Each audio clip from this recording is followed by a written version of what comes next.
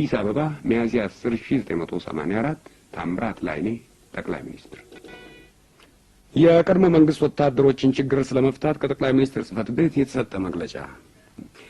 በጡረታ ህግ መሰረት እድሜያቸውና የአገልግሎት ዘመናቸው ለጡረታ ብቁ የሚያደርጋቸው የቀድሞ ሰራዊት አባላት የጡረታ አበል ይሰጣቸዋል። በጡረታ ህግ መሰረት እድሜያቸውና የአገልግሎት ዘመናቸው ለጡረታ ብቁ የሚያደርጋቸው የቀድሞ ሰራዊት አባላት የጡረታ አበል ይሰጣቸዋል። የደርግ ኢሰፓ መንግስት እስኪወድቅ ድረስ የሰራዊቱ አባል ሆነው የቆዩ ጄኔራል መኮንኖች 5-2 በስር ላይ የሚገኙ መኮንኖችና ወታደሮች 5-3 የታድሶ ኮሚሽን ያወጣቸውን መመሪያዎች ያላከበሩ መኮንኖችና ወታደሮች 5-4 በስርቆት፣ በዝርፊያ፣ በግድያ ወይም ሰላምና መረጋጋትን በማደፍረስ በኢትዮጵያ የሽግግር መንግስት ሪከርድ የተያዘባቸው መኮንኖችና ወታደሮች ይህ መመሪያ በሚሰጠው መብት ተጠቃሚ አይሆኑም።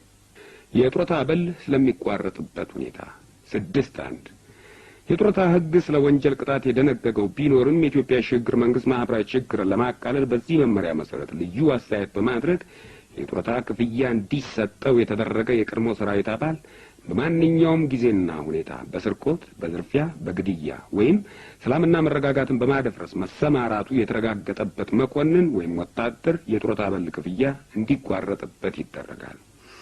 በተመሳሳይ ሁኔታም ጡረታ እንዲያገኝ የተደረገ መኮንን ወይም ወታደር ቀደም ሲል በሰራው ወንጀል ክስ ቀርቦበት በማስረጃ ከተረጋገጠበት ክፍያው እንዲቋረጥበት ይደረጋል።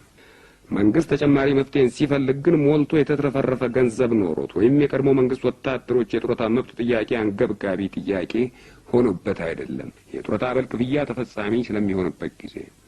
በዚህ መመሪያ የተደነገጉ የጡረታ አበል ክፍያዎች ተፈጻሚ የሚሆኑት መመሪያው ከጸናበት ቀን ጀምሮ ይሆናል። መመሪያው የሚጸናበት ቀን ይህ መመሪያ ከሚያዝያ 10 ቀን 1984 ዓ.ም ጀምሮ የጸና ይሆናል። አዲስ አበባ ሚያዝያ 10 1984 ታምራት ላይኔ ጠቅላይ ሚኒስትር።